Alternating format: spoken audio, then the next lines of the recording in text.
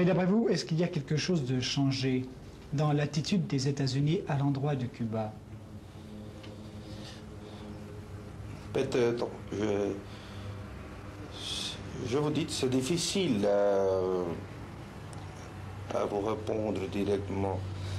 En tout cas, nous ne fixons pas notre position en écoutant, en regardant ce que les États-Unis font ou ce que les États-Unis vont. Nous faisons notre politique internationale. Et naturellement, nous regardons avec attention ce qu'il fait parce que c'est notre ennemi, il est près de nous, il est très fort. Aujourd'hui, dans ces derniers jours, il y a quelques voix américains, on les connaît, le sénateur Fulbright, par exemple, qui a parlé un langage absolument différent. Mais immédiatement, M. Arus, M. Thomas Mann ont parlé dans le langage habituel. Et nous ne pouvons pas savoir si vraiment l'attitude de Fulbright, par exemple, correspond à un changement de la position des États-Unis ou seulement est une voie isolée. Est-ce que le blocus économique imposé par les États-Unis a affecté la vie à Cuba? Oui, il a fait changer, en premier lieu, il a fait changer absolument toute la vie de Cuba. Nous avons changé notre source de ravitaillement qui se sont déplacés vers l'Europe, surtout vers les pays socialistes. Et nous avons changé toute notre vie, même les articles de luxe, les articles de consommation à long terme, on peut dire, je ne sais pas bien la parole en français. Et ça a presque disparu à Cuba. Et il y avait beaucoup de choses qui manquent. Notre industrie ont passé par une période assez longue où il n'y avait pas de pièces de rechange. Ils s'arrêtaient quelquefois. Nous ne pouvons pas le mettre en fonctionnement. Mais cette condition même a forcé notre industrialisation dans la mécanique. Et dans ce moment, nous pouvons fournir presque tout le ravitaillement essentiel de type mécanique, c'est-à-dire des pièces de rechange, par notre propre main. Et naturellement, c'est que nous ne pouvons pas acheter dans des pays socialistes ou dans d'autres pays de l'Europe, parce qu'on doit considérer que Cuba est un pays où presque toute l'industrie, toute la technique, toute la technologie dépendait des États-Unis et des usines des États-Unis. Et changer tout ça, c'est une chose assez difficile. Nous l'avons pu faire depuis cette année, les dernières années, et déjà le blocus est vraiment un échec absolu. Mais vous êtes satisfait de la situation économique actuelle à Cuba? Bon, jamais on ne peut pas être satisfait. Nous aspirons à beaucoup plus. Mais l'année passée a été l'année plus basse, surtout dans la première partie de l'année, où l'économie était dans le moment le plus bas. Et depuis ce moment, nous avons commencé à croître notre industrie, notre agriculture. Et ça, c'est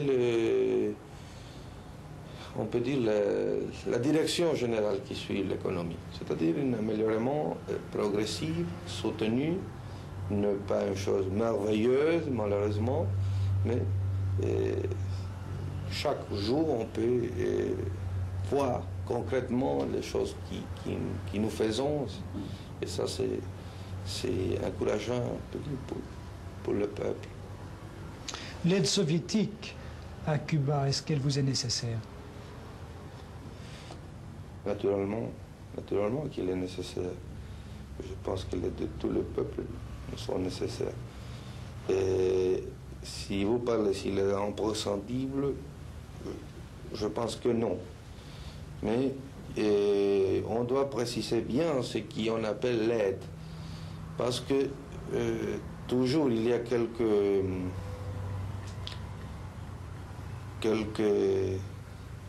on se dit erreurs, tromperies. Oui. Et pour exemple, les Américains parlent de l'aide soviétique en considérant le commerce. Et nous avons un très fort commerce qui est sur une base bilatérale d'une partie de l'autre. Ça n'est pas l'aide. L'aide soviétique est quelques accords à long terme, par exemple l'accord pour la canne à sucre et les accords pour donner des entreprises industrielles complètes avec des crédits à long terme. Et ça, c'est très important pour notre développement. Et je dis l'Union soviétique, vous m'avez demandé, ou je ne sais pas si vous avez demandé l'Union soviétique exactement, le pays socialiste, non, mais c'est avec tous les pays socialistes que nous avons ce type de relation. Mais est-ce qu'il y a encore des soldats soviétiques à Cuba? Nous disons techniciens. Il y a, oui. Ils vous sont nécessaires? Ils sont notre professeur dans quelques domaines. Dans quel domaine? Dans le domaine de la technique supérieure de la défense. Nous avons fait tomber U-2. Ça seulement l'a fait l'Union soviétique, la Chine et nous. Et naturellement, c'est une technique très, très difficile. Nous ne les dominons pas jusqu'à ce moment. Quelle est la position de Cuba face au conflit qui oppose Moscou à Pékin? Nous, dans ces questions, nous les déplorons beaucoup. Nous ne parlons jusqu'à ce moment, nous ne parlons pas officiellement de ça. M. Khrouchtchev désire réunir une conférence communiste mondiale pour résoudre d'une façon ou d'une autre ce conflit. Si cette conférence a lieu, est-ce que Cuba y participera? Et ça, cette question est frère de l'autre antérieur. Nous ne parlons pas de cette question jusqu'au moment opportun, en tout cas. Quels sont les rapports actuellement de Cuba avec le reste de l'Amérique latine? Bon, elles sont faibles. Nous avons des relations diplomatiques avec 5 pays. Et nous avons des relations commerciales avec 2 ou 3 seulement. Ils ne sont pas importants. Et le blocus américain s'est imposé aussi vers le pays de l'Amérique latine. Et je pense avec une effectivité meilleure que dans d'autres régions du monde. Et les pays américains nous ont condamnés à Punta del Este, à l'Uruguay, dans une conférence l'année 62. Nous sommes expulsés de l'Organisation des États américains. Et il y avait beaucoup de pays qui ont coupé son relation diplomatique et commerciale avec nous. Ça, c'est la situation jusqu'à ce moment. Pensez-vous qu'il y a, à l'heure actuelle, en Amérique latine, des pays mûrs, prêts pour une révolution du type castriste, du type cubain? Il y a quelqu'un où déjà il y a la lutte. Ici, on ne parle pas de ça, mais la lutte existe à Venezuela, existe à Guatemala. Et peut-être il y a d'autres pays où le peuple lutte avec les armes.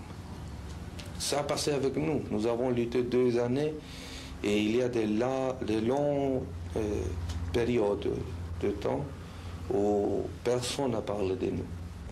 Vous avez parlé du Venezuela et du Guatemala, mais est-ce que Cuba aide les révolutionnaires de ces pays? Moralement seulement, ils considèrent que son lutte est juste, mais jusqu'à ce point.